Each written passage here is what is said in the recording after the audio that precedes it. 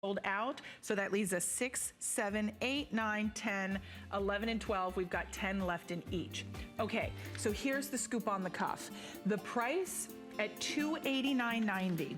I know this is not every day that we drop that, but this is something so special to go back to the ring. If you can do it, it's either a standalone piece or it's the piece to go back to the ring.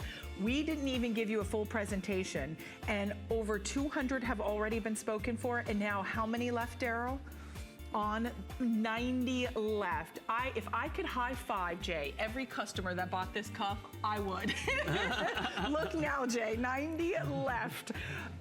It was supposed to get almost 8 minutes, almost 10 minutes on this piece, and you guys are so smart. You know something so special when you see it like me.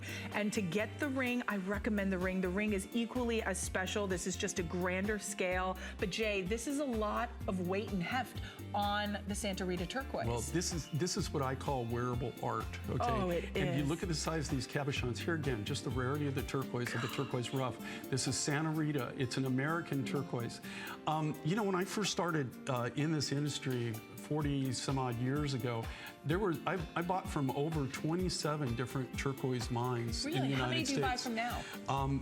The only one that's really active, that's commercially active, is the Mineral Park deposit in Kingman, Arizona. That's the only one out of 27 that I used to buy from. When you get things like this, you get dribbles and drabs. Okay, there was 1,850 pounds of this raw material, this rough material.